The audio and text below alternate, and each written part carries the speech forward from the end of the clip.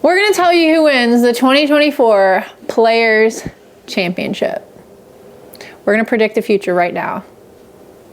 Fantastic introduction. Thank you. So, as you can see, I am not bowling on the TV show this week. Can predict Nate Garcia is not going to win the 2024 PBA Players Championship. I will go to Vegas right now and put that in the books. So we're going to tell you who is going to win and who is on the TV show, if you guys haven't heard already. We talked about a little bit where my personal opinion was going to be that new people were going to make the show. Yep. It wasn't going to be the same top 10 guys, which don't get me wrong, we all love watching those guys make the show, make history. You know, what Simo, EJ, and Belmo, and a lot of those top guys have done in the last couple of years has been amazing to see them break records and do all that stuff. But we always want to root for the underdog. Yeah. You know, we want to root for the new people or the people we haven't seen on TV in a while. Yep. And I was personally excited about the urethane rule because it had nothing to do with urethane. The lanes were going to play a lot different than they had in previous years. So I knew a lot of those people that, you know, had success before and then just couldn't do anything the last couple of years. It had nothing to do with their talent. It just had to do with the lane play, the way the lanes broke down. So I knew there was going to be new faces on the show. So here we go. I'm very excited. Yeah, I'm very excited, especially with how the first week, how the urethane transition actually turned out. It wasn't, you know, we get into third, fourth arrow with urethane, trying to slow hook it and play that, you know, type of bowling. It was more, we're playing straighter from the outside, anywhere from the gutter to about 10, 11. And as soon as you got left of that, it's urethane's done. There's a better option. So the thing that was also really cool is you hadn't seen this on past, PBA, like long format shows or long format qualifying. Yeah. Every single round there was like a new leader because the lanes were so different block to block. Yeah. And you hadn't, you know, prior years you'd see one person just kill it the whole week. You know, they're every single block, you know, the buttress, the Belmos, you know, EJ, someone who just like absolutely mauled them the entire week. You didn't see that. They were so different block to block. Yeah, there was one block that Tommy Jones absolutely destroyed them. It was block 3 out of 4. And he jumped up to the lead. And EJ also had an amazing block that block. He went like 320 over. And then going into the last block, Tommy fell out of the top 24 after leading. You know, so insane. Very block to block. It was very different. There was, especially for me, urethane looked amazing the first block, and I threw it all 6 games. And then the second block, I threw it 1 game. And then the third and fourth block, I didn't throw it at all. And the fourth block, I actually had my highest block at 170 over or whatever it was. Yeah. Still short, but still. You also didn't see like just the left side doing well. Yeah. There was a very good mixture of everyone had a chance, and it was who could, you know, take the bad with the good and minimize the bad and make sure that they stayed in it, especially with, you know, 48 games to get to the show. Yep, absolutely. We have the top 5 showing up tomorrow on, I think, Fox. So the first match is going to be Chris Vi versus Ryan Barnes. If you guys don't know, Ryan Barnes is a collegiate standout at Wichita State, also the son of Chris Barnes. And I think throughout this entire show, I think I've limited it down to 3 possibilities. These are my 3, you know, things that could happen. I see Chris Vi running the ladder. I see Ryan Barnes running the ladder, or I see Bill winning. One of those 3 is going to happen. So in the first match, Ryan Barnes versus Chris Vi, it could go either way. Chris Vi, I think, has the upper hand when it comes to TV experience, when it comes to just experience on the tour in general.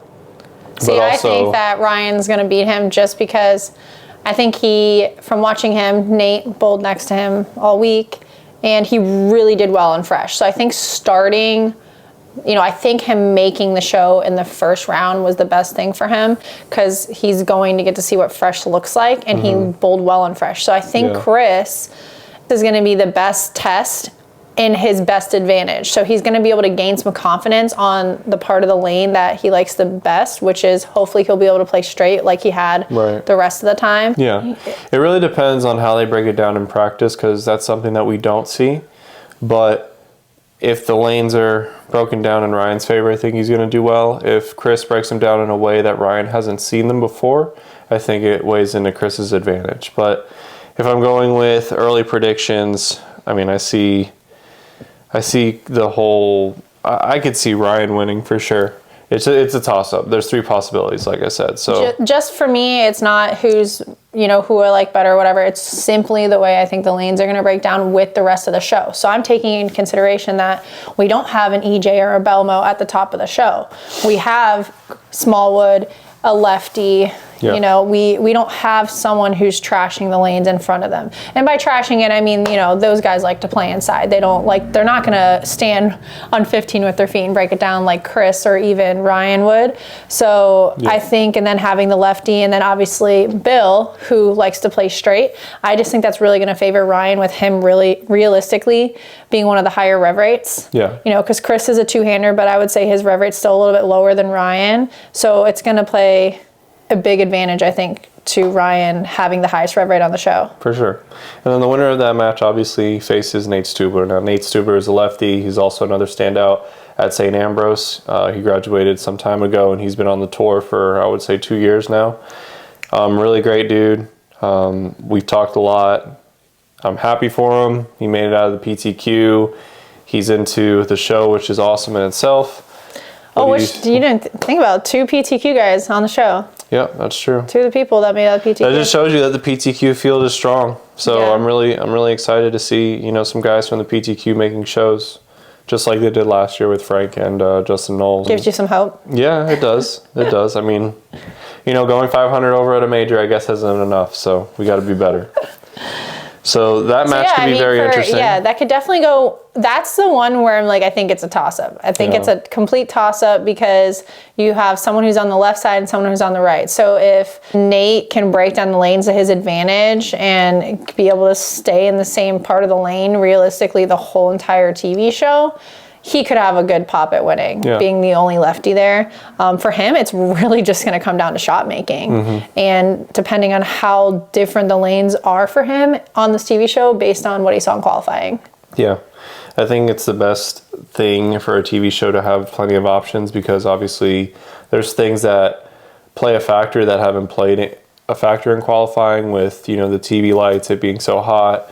The atmosphere, also like bringing the temperature up in the building. We also have traffic on the right side, so that will affect the right side, but the left side, it's all up to him. So whatever he does to break down the lanes for him is going to determine how well he's going to bowl. Yeah, and we didn't honestly see the last couple days, but we know that they're going through a storm right now, and it's like minus degrees up there. So honestly, they could play a little bit tighter, which you could see makes the guys, play even closer to it because, even with the TV lights, when it's negative 20 or whatever they're witnessing up there, it could be completely different than what they saw, even in match play, because they weren't going through the storm and the cold weather outside. Right. If we're just going to follow Lisa's storyline, so Ryan makes it to bowl Nate, and then who wins that match? I'm still going to take Ryan because I think Ryan's going to have the momentum. He's obviously going to have his dad behind him, having that experience and, that Chris can give him all this knowledge of what to do and what not to do on the TV show. Not saying that Nate's not going to know how to do that, but I mean, you can't deny having a Hall of Famer behind you as your father to help you get through those nerves. So I'm still going to take Ryan in that match because I think he's still going to be able to play the part of the lane that he likes to play and make it to the next match. Yeah. So then we got Ryan versus Bill O'Neill. This is not even a toss-up for me because Bill is number 1 in all of our hearts. So I'm going to have to take Bill. I think Bill has gone through a lot these last couple years. He, switched to 14 pounds and came back to 15 pounds this year. He still bowled well with 14 pounds. I know he's been going through some injuries, so I think it's awesome to see Bill back on the show. For sure. Absolutely. I was able to cross with him at the Masters last year and gain a lot of knowledge through him, and just to see like how he plays the lanes and how he handles certain types of situations. I think that the lanes will be set up to Bill's favor at this point. So then we have Bill and Tom Smallwood in the finals. even though Tom is a little unorthodox in how he bowls, I feel like they play the lanes very similar, speed-wise. Because of Tom's ball roll, he's able to, his ball doesn't really read as much in the front part of the lane, so he's able to stay a lot further right. Yeah, so he could stay a lot further right. He can open up the lane with the best of them. You know, we have two major champions bowling against each other in the finals of how we predicted it, and who do you think edges out the other?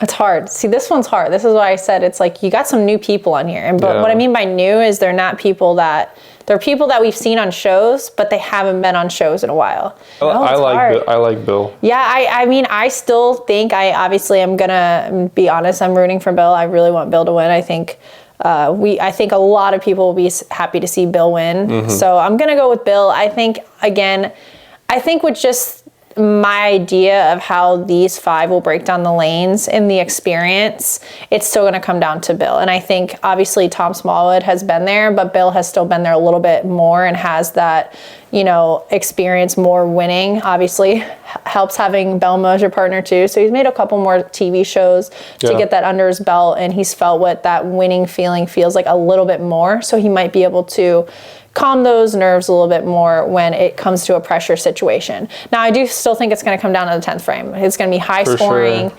I'm going to be honest. I think there could be a 300 shot on this show. I don't know who. It's a possibility since there was about 10 this week. Yeah, I think that with only 5 guys, with the lanes not breaking down a whole lot different, like they're going to know. I think that's going to be a huge advantage to any one of these guys where, you know, the 300s that were shot in qualifying, they just were going to a lane they didn't know what the breakdown is going to be and still shot 250s to 300s. Yep. So the fact that they're going to be able to see exactly what's going on in front of them, I have no doubt that someone would shoot 300. And I honestly wouldn't be surprised if Bill was able to shoot 300 in that match or in the final match, which would be insane because I think they give away $10,000. A $10,000 prize. Yeah. So I'm rooting for Bill O'Neill to shoot 300 in the title match. Yeah, obviously, you know, we're Team SPI over here on my side, so it would be nice to see, you know, one of the Storm guys take it home. Unfortunately, they have to face each other in the first round,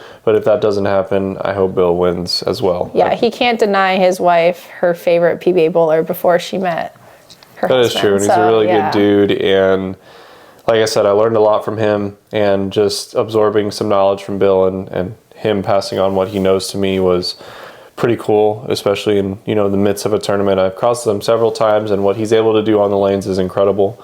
So, you know, yeah, we wish all these competitors the best, obviously. Yeah, no, this is just like what we think is going to happen. And I think what's incredible about Bill is, especially with this group of guys, I would say obviously he probably has the lowest rev rate on the right side. And on the right side, yeah. Yeah, on the right side. And I would just say it's amazing to see, especially someone like Nate, who, you know, he's not a two-hander. He doesn't have the highest rev rate one-handed. You still have a rev rate.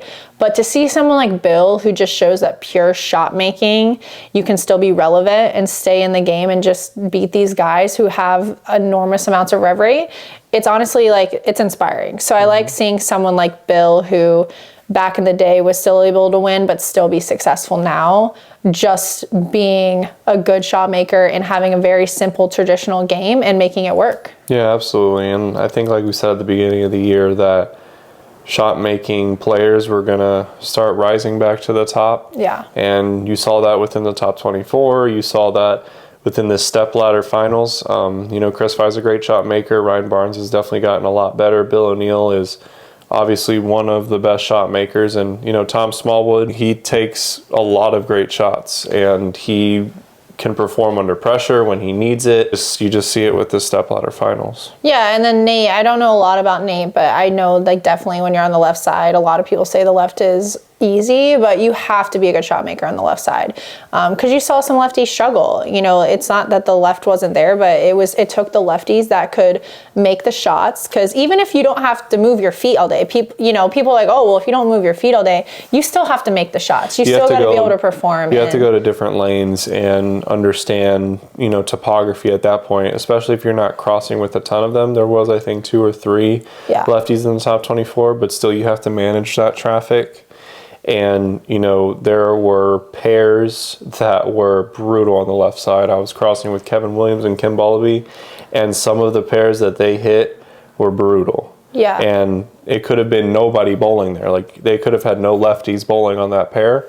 Yeah. And just because of topography, they were much, much more low scoring than other pairs. Yeah, and I think that's something that people don't see that are at home. They think of lefties and they think, oh, there's not a lot of them, so it's easier. But on the tour, it's pretty even. Like the left side is just as hard as the right, as far as having transition and topography changes. And especially now with the urethane not being as much in play, and both sides had to get to reactive at some point. That the transition is totally different, and you still have to figure it out for sure. Yep, absolutely. Well, our predictions is one of the Storm guys are going to win, or Bill's going to take home the title. Let us know what you guys think in the comments. Drop who's going to win in the comment section. And if you guys like what you saw in this video, please drop a like, a comment saying if you liked it or not, and subscribe to the channel if you guys are brand new. So make sure you check out the show tomorrow on Fox. We're so excited. First event of the PBA Tour. First so major. many more to go. Yep. And yeah, if you guys like this, we'll do some more of them. Yep. Hopefully Nate's bowling, so we won't be doing one of these. And it'll be easy because you pick me. Yeah, there will be no predictions because it'll be Nate. So 1P, 2Q down. A lot more to go. A lot more to go. Thank you guys. We'll see you guys on the next one. Bye.